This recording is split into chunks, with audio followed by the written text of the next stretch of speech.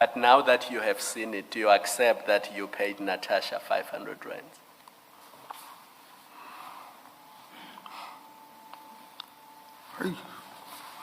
No, I accept it. And do you accept that that 500 was, in your words, at the top of 1344, a token of appreciation for giving you Musa Kawula's number?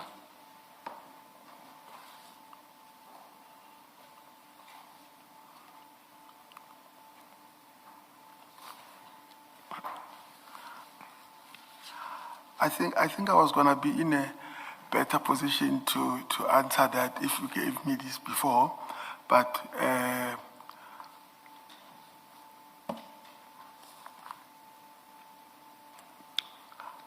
I will check it. Maybe we can pack it, then we'll check it, then I'll come back to it. Testimony at the Madlanga Commission on Monday introduced new intrigue into allegations linking an underworld figure to senior political and law enforcement figures. Sergeant Fanny Nkosi told the commission that alleged crime figure Vusimuzi Ket Matlala urgently requested his bank card shortly before a purported meeting with the Deputy President Paul Mashatile and suspended Police Deputy Commissioner Shadrack Sibia.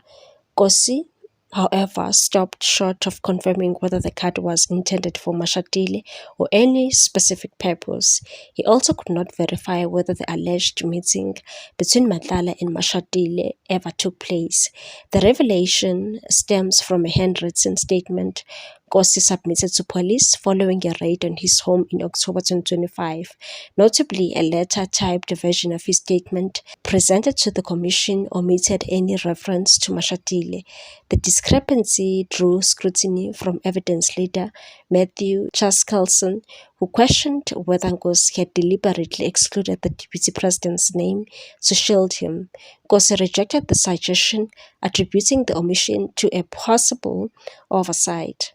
Central to the inquiry is so-called Luxor card, allegedly linked to cash withdrawals amounting to 37,000 rand, made between 10 and 12 December 2024. Nkosi admitted the card had been in his possession and that he had used it 3 or 4 times with Matlala's consent to purchase boating equipment including seats, covers and service kits. He denied any knowledge of December withdrawals and could not account for who carried them out. Chaskalson put it to Nkosi that he himself was likely responsible for the transactions, a claim Nkosi family denied.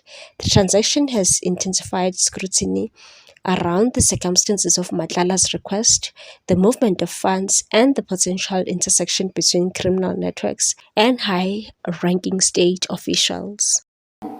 But we just talked on general or normal things.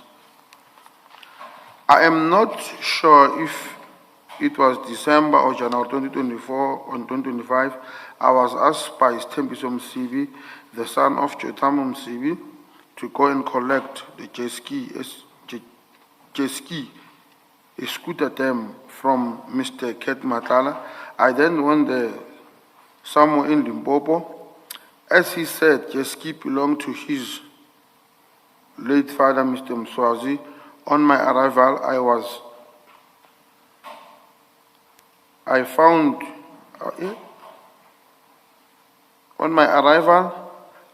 him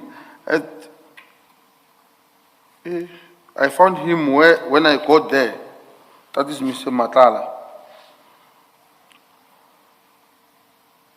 Then I took it away, but later on that week, he phoned me telling me he is looking for the card and a driver's license that he left in the dash of a jet ski by the time he called me. I was busy. I could not take it to him or let him come to the office as I was not there. He then never called me again on that day. I think after 3 minutes, he called me again telling me that he needs a card agent as he was going to meet with the Deputy President Paul Mashatile. Then he met, and then he will meet General Sibiya after that. I then took pictures of the said card. It was black in color. Meanwhile, there are still significant questions about how the Big Five cartel, which allegedly infiltrated law enforcement and political circles, operated.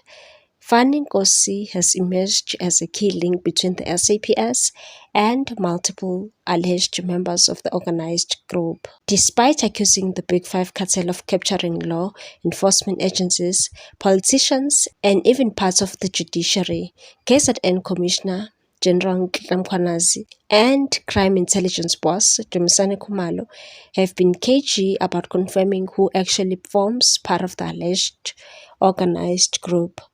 Vusimuzi Matlala and Katiso Molefe Katie, both facing criminal charges, have been publicly accused by the SAPS leaders as being part of the Big Five. Pretoria taxi boss being part of the Big Five, Jotham Zenemvula Msibi, known as Mswazi, who died in 2024, had been named as its leader. Businessman Steve Motsomi's name has also often cropped up, but SAPS members testifying at the Matlanga Commission and Parliamentary Ad Hoc Committee investigating the allegations have been reluctant to comment on whether they believe he's a member of the Big Five. One police officer who might know better than most is Sergeant Fanny Nkosi, a member of Gauteng's organized crime unit who appears to have acted as a conduit between alleged members and associates of the organized crime group and the police. Nkosi returned to the commission last week and appears to have been on the stand for longer than any other witness. He described Msibi as a father-like figure who raised him and put him through school, and Matlala as a brother. He had visited Molefe's house and was also in communication with Joe Ferrari Sipanyoni, a taxi boss that Matlala allegedly tried to murder. Never far from his story is suspended Deputy National Commissioner Shadrack Sibiya, who allegedly used Nkosi, who has been suspended, as an errands boy for the Big Five. Nkosi is struggling to answer simple questions. Scrutiny turned to Nkosi's actions following the April 2024 murder of Vereniging engineer Armand Swart. Swart's assassination was a case of mistaken identity. He worked at a company called QTech, where someone had blown the whistle on another company, SK Group, which was selling springs to Transnet at highly inflated prices. SK Group is linked to Molefe. Shortly after Swart's murder, police arrested Diego Fred Mabusela, Musa Kekana, and Michael Dau, a police officer who allegedly moonlighted as a hitman. Molefe, one of the alleged crime kingpins, was arrested later in December 2024 for allegedly orchestrating the hit. What's your take on this one, people? Thanks for watching. Please subscribe for more news.